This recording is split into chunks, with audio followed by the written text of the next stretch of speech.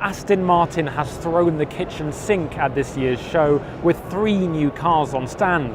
We've got the fully electric Lagonda all-terrain concept SUV, there's the Project 003 hypercar, and, perhaps most exciting, the Vanquish concept. Or have I got the last two the wrong way around, as there's no denying that they do look incredibly similar. Anyway, we'll start with this, the Vanquish Vision concept. Now, Aston Martin kept it quite well hidden that they were going to unveil this at Geneva this year. We didn't know a huge amount about it, but what we do know is that this is the resurrection of a famous name.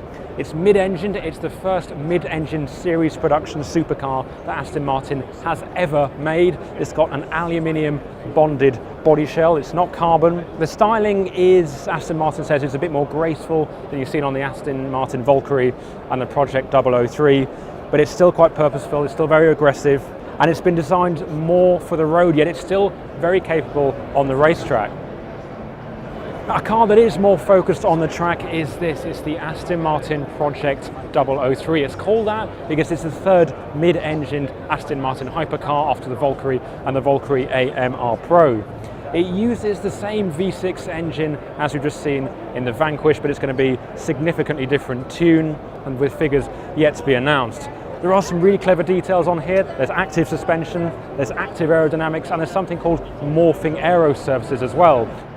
This rear wing has something called flex foil technology. Now, it's been validated by NASA, and what it allows the car to do is change the downforce on it without actually physically swiveling or moving up and down the rear wing. So what instead happens is you've got this surface which curves upwards and then affects the downforce. You don't get any turbulence and you don't get any increase in drag, yet you still get the back of the car being pushed down, giving you greater traction at the rear end. It's really rather clever.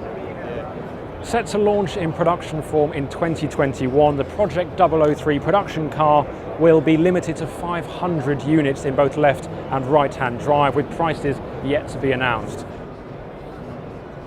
Last but not least is the Aston Martin Lagonda all-terrain concept. This is the second Lagonda SUV concept that we've seen after the Vision concept in 2018. While that took its design inspiration from Concorde, this takes inspiration from a super yacht, and you can see that with the rear end, which really juts out a long way beyond the rear wheels. Another couple of design details, you've got the rear hinged doors here, those LED lights at the back. You can't actually see them when you're behind the car and it's light, but when it's dark and they come on, the beam is pointed down to the floor and you can see a sort of puddle light effect from the rear lights. Now, I'm sitting in the back of the Aston Martin Lagonda all-terrain concept vehicle, and it has a level of opulence which I've never seen before, even in a concept car. I mean, let me take you through some of the materials. So we've got silk on the lower door cards, there's alpaca on the upper door cards, there's lamb's leather as well. There's 2 screens on the front seats that are facing the rear passengers. And have a look at this for a party piece.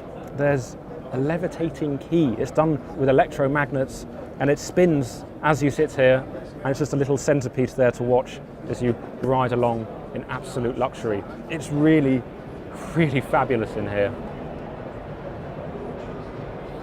Production for the Lagonda SUV will start in 2022 at Aston Martin's brand new facility in Wales. Prices are yet to be announced.